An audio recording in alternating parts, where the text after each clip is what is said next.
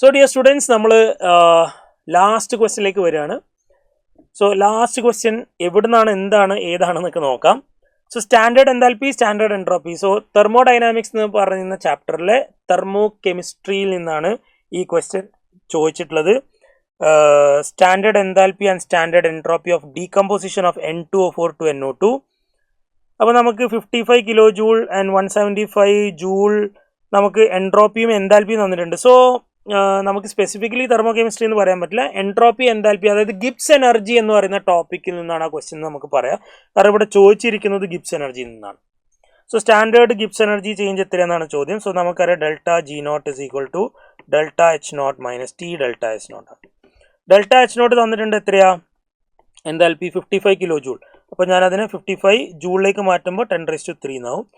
T എന്ന് പറയുന്നത് എത്രയാ, 298 കെൽവിൻ ആണ്. അപ്പോൾ 298 ഇൻറ്റു ഡെൽറ്റ എച്ച് എന്ന് പറയുന്നത് 175 ആണ്, ഇൻറ്റു 175.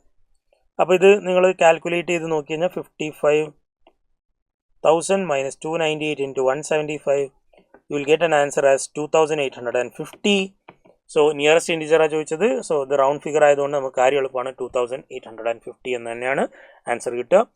സോ വിത്ത് ദാറ്റ് മക്കളെ, നമ്മൾ 23rd, അതായത് നമ്മുടെ സെഷൻ 1 ജെഇ മെയിൻ 2025 സെഷൻ 1 23-ാം തീയതിയിൽ നടന്ന പരീക്ഷയിലെ മോർണിംഗ് ഫേസിലെ അല്ലെങ്കിൽ മോർണിംഗ് സെഷനിലെ ക്വസ്റ്റ്യൻസ് ആണ് നമ്മളിപ്പോൾ ഡിസ്കസ് ചെയ്തത്. ഇതിൽ ഡിസ്കസ് ചെയ്ത എല്ലാ കാര്യങ്ങളും നിങ്ങൾക്ക് ക്ലിയർ ആയിട്ടുണ്ടാവുമെന്ന് വിചാരിക്കുന്നു. അഥവാ ഡൗട്ട് ഉണ്ടെങ്കിൽ നിങ്ങൾക്ക് കമൻറ്റ് ബോക്സിൽ എഴുതാം, ഞാനത് ചെക്ക് ചെയ്യും. ചെക്ക് ചെയ്തിട്ട് ആർക്കും ഡൗട്ട് ഉണ്ടെങ്കിൽ അതിൽ റിപ്ലൈ തരുന്നതാണ്. സോ മക്കളെ, അടുത്ത സെഷന് അടിപൊളിയായിട്ട് പഠിക്കുക. This is A turning point. അതായത് നിങ്ങളെ ഫസ്റ്റ് സെഷൻ എന്ന് പറയുന്നത് നിങ്ങളുടെ ഒരു ടേണിംഗ് പോയിന്റ് ആയിട്ട് എടുക്കുക.